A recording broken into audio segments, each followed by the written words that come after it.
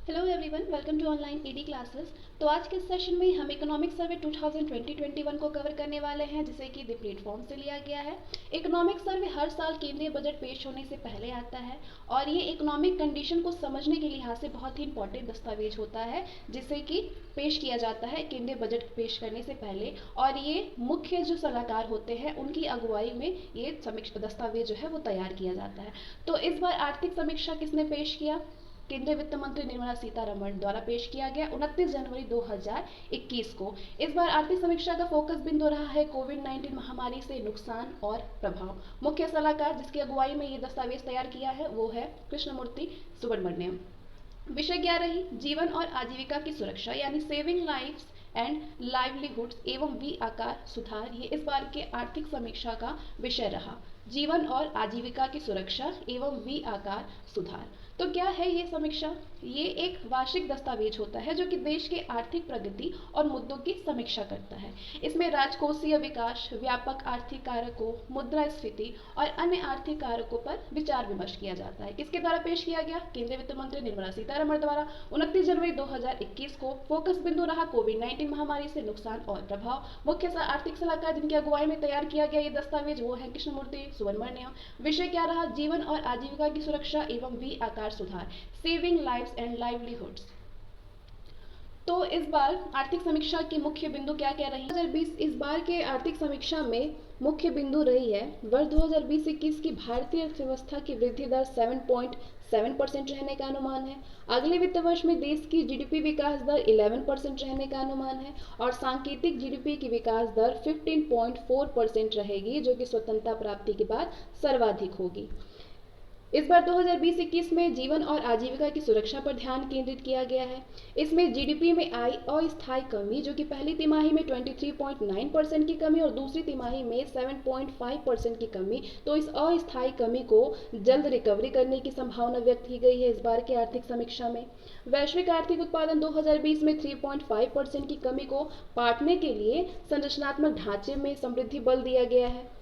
वित्त वर्ष 2020-21 की दूसरी छमाही में सरकारी खपत के कारण रिकवरी में 17% वृद्धि का अनुमान लगाया गया है। वित्त वर्ष 2020-21 की दूसरी छमाही में निर्यात में 5.8% और आयात में 11.3% की कमी आने का अनुमान है। इस बार 17 सालों में पहली बार ऐसा हुआ कि चालू खाता सरप्लस जीडीपी के 2% के बराबर होने का अनुमान है। आपूर्ति में वित्त वर्ष 2021 के लिए ग्रॉस वैल्यू एडेड की विकास दर 7.2% रहने का अनुमान है, जो कि पिछले साल 3.9% था। वित्त वर्ष 2021 के दौरान उद्योग में 9.6% और सेवा के क्षेत्र में 8.8% की कमी हुई है। वित्त वर्ष 2021 के दौरान उद्योग में 9.6% और सेवा के क्षेत्र में 8.8% की कमी हुई है। इक्विटी और उभरती अर्थव्यवस्थाओं में एफडीआई निवेश में भारत सबसे पसंदीदा देश रहा है। कुल एफडीआई प्रवाह 9.8 बिलियन डॉलर रहा नवंबर महीने में। भारत उभरते हुए बाजार में इक्विटी प्राप्त करने वाला एकमात्र देश रहा है। राज्य के अंदर और दो राज्यों के बीच आवागमन बढ़ोतरी के कारण जीएसटी संग्रह रिकॉर्ड स्तर पर पहुंचा है। इस वर्ष चालू खाता सरप्लस जीडीपी का 3.1% रहा। इस बार वाणिज्यिक निर्यात में 21.2% की कमी, जबकि वाणिज्यिक आयात में 39.7% की कमी आई है। वाणिज्यिक निर्यात में 21.2% और वाणिज्यिक आयात में 39.7% कमी आई है। इस बार विदेशी मुद्रा भंडार अगले 18 महीनों के आयात के लिए पर्याप्त है। जीडीपी के अनुपात में विदेशी कर्ज मार्च 2020 के 20.6% से बढ़कर के सितंबर 2020 में 21.6% हो गया है। जीडीपी के अनुपात में विदेशी कर्ज। भारत 6 दिन में सबसे तेजी से 10 लाख टीका लगवाने वाला देश बन गया है। भारत अपने पड़ोसी देशों और ब्राजील को टीका आपूर्ति करने वाला देश बन गया है। भारत दुनिया की 5वीं बड़ी अर्थव्यवस्था है, जिसे कि संप्रभु क्रेडिट रेटिंग कभी भी सबसे कम निवेश ग्रेड यानी BBB Baa3 नहीं दिया गया है। भारत की राजकोषीय नीति रविन्द्रनाथ टैगोर की एक निर्भय मन धारणा को स्पष्ट करती है। भारत की राजकोषीय नीति रविन्द्रनाथ टैगोर की धारणा एक निर्भय मन को स्पष्ट करती है। स्वास्थ्य क्षेत्र में सार्वजनिक खर्च को जीडीपी के 1% से बढ़ा करके 2.5 से 3% होने से स्वास्थ्य देखभाल पर खर्च को 65% से घटा करके 35% होने का अनुमान लगाया गया है।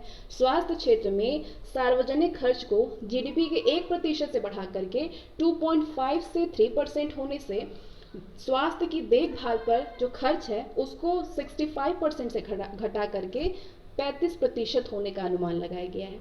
इस बार दूरस्थ चिकित्सा के पूर्ण दोहन पर भी जोर दिया गया है।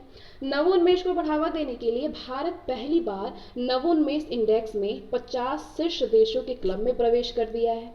देश में पेटेंट भागीदारी भारतीयों द्वारा 36% से बढ़ा करके अधिक करने पर जोर देनी चाहिए।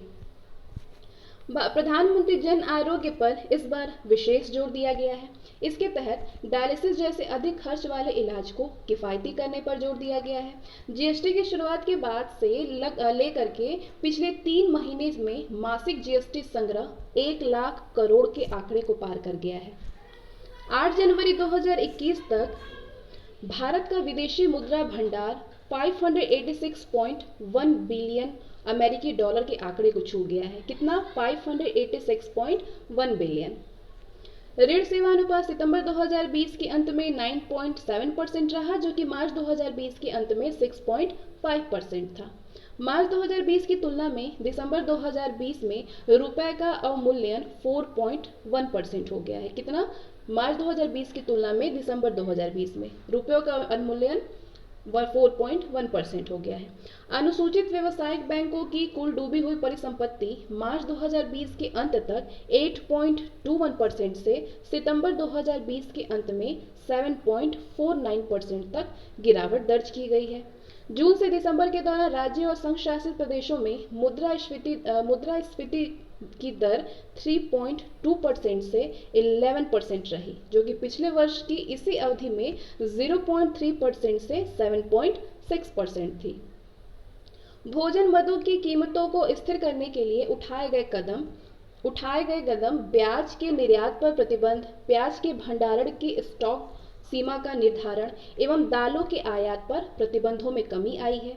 जलवायु परिवर्तन पर राष्ट्रीय कार्य योजना यानी NEPCC योजना के तहत 8 राष्ट्रीय मिशनों की स्थापना की गई है और इनका मुख्य उद्देश्य जलवायु परिवर्तन के संकटों से निपटने और इनसे संबद्ध तैयारी करने पर है।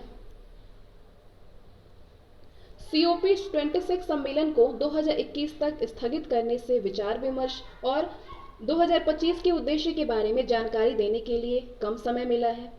GVA से जुड़े सकल पूंजीगत निर्माण यानी GCF में उतार चढ़ाव की प्रवृत्ति देखने को मिली है, जो कि 2015-16 में 14.7% की गिरावट के साथ में 2013-14 में 17.7% से 2018-19 में 16.4% पर आ गई है।